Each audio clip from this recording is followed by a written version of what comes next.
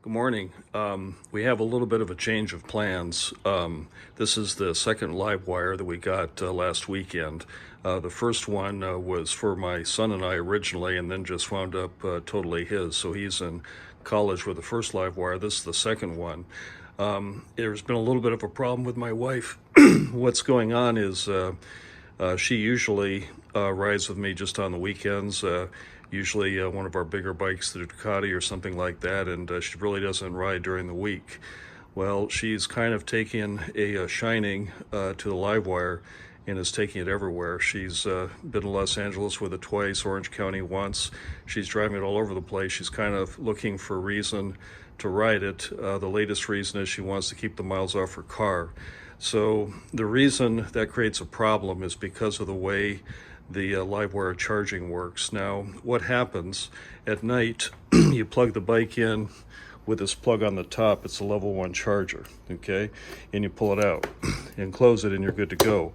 Now, ordinarily, that's all you do. You unplug it and you go. That's what I would usually do. But since, my wife is a woman, I'm concerned that she have the charge cable with her, the 110 volt charge cable, if she needs it, or maybe she runs out somewhere or something like that. So I've done two things. I've solved the problem of the charge cable by getting one that we can keep at the house. This is one I just got off Amazon. Was referred, Louis told me this would work. It's a level 1 charger. It's $199. LiveWire's charger, if you want another one of these, is $600. So I thought that was way too much. So Louis said that this would work. So I'm going to unbox it and try it. But also in our garage, we have another problem. That is the plug is too far away from the bike. So you're not supposed to use an extension cord. So what I did is, the reason you can't use an extension cord is it's too much resistance for the extra distance. So what I did, I went to Home Depot. This is cable for a 220 volt line.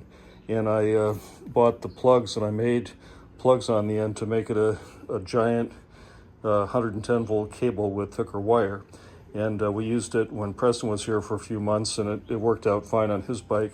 Never had a problem. So if you do need more distance and the regular cable's not long enough that comes with a LiveWire, you can make one like this. Now, what the problem is when you unplug the regular cable, you just leave it behind and go for a ride. So basically you risk, getting stuck if you can't find a charger, or the charger's not working, or any number of reasons why. Now, being a guy, it's no problem, I can handle it, but with my wife being in LA or Orange County or somewhere on the road, I'm concerned that she needs a better solution. So the idea is to have the LiveWire charger on the bike at all times, just for emergency use only, and then have the other charger for when it's in the garage. And then the second thing I did besides the charger is I upgraded our AAA to RV status, which means that they will come and tow a motorcycle on a flatbed. So if she runs out of juice, she can either find a plug somewhere for 110. This charges at about 10 miles an hour. So if you're 5 miles away from the next charger, and in half an hour you could make it. But as you can see already, it's kind of a hassle to put this thing in. There's a little bit of a trick to it. You have to get the angle just right, but it takes about 5 minutes to mess around with it and get it in there. So I'm going to do it real quick and then come back. Okay, so here I am back again. I've got it all in there. It kind of wraps around and goes in there. It takes a couple minutes to get it all aligned right, so it's kind of a pain in the neck. So the reality is most riders would just leave this at home to charge overnight and then put it back on the bike when they want to ride. But since she's riding it every day so often, it makes sense to have a separate charger. So the way you close this is you push on the latch in the back, and then it closes. Yep, we'll put this lock back in here. There we go. So that's all set. It has a key on it. The same key works on the fork lock.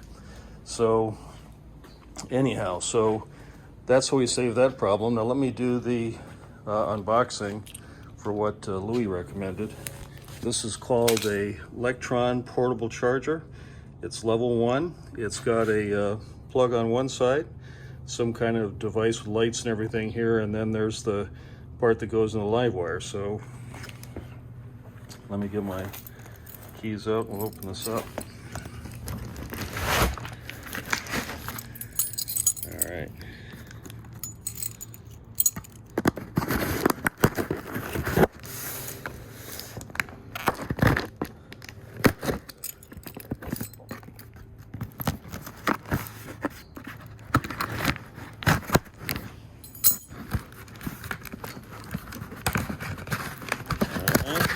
There we are. Oh, it's got a nice carrying case. Didn't know it had that.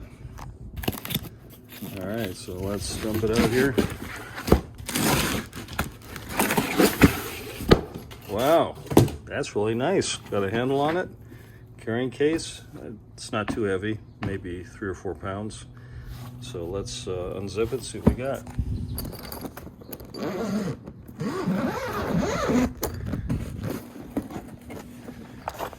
Okay, got instructions on how to use it.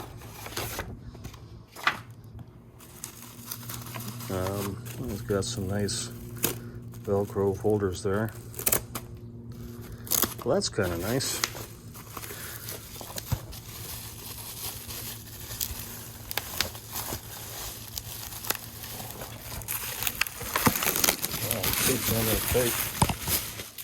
Okay, there's a device that says fault, charging, connected, and power. So that looks like all you need there. Put this thing up here. All right. Then we've got the plug. Pull that off. You got the plug, and then lastly, the handle that plugs into the bike.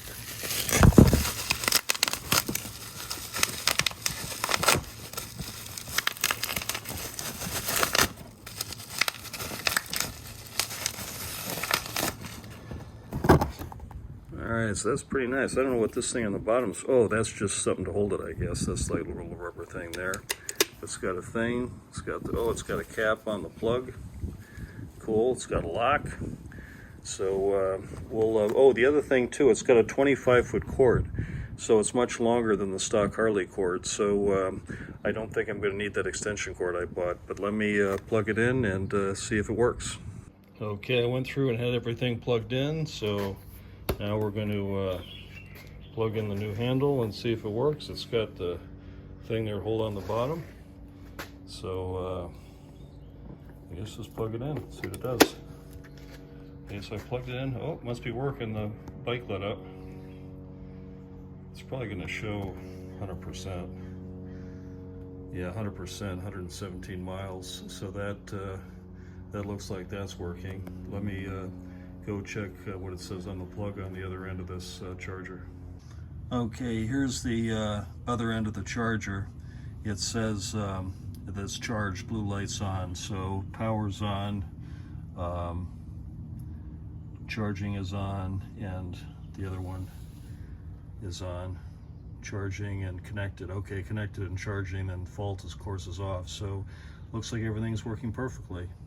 I also want to make a comment about the mileage here. It's showing 117 miles and 100%. What that is that's higher than usual, and the reason is I weigh 220 pounds. Oh, get to come back on there. I guess it's not going to come on. But anyway, I weigh, I'll do it this way. I weigh 220 pounds. I ride pretty hard and pretty fast, mostly freeway. And I wind up with about 105 miles on a full charge. The reason it's 117 is she's been riding, and she rides, of course, on the freeway too, but she weighs 120 pounds and has narrow shoulders. I have broad shoulders and weigh, almost 100 pounds more. So what happens, the information published on Harley's website is conservative. I'm a big guy, and I get way more miles than what they say I'm going to get on the highway.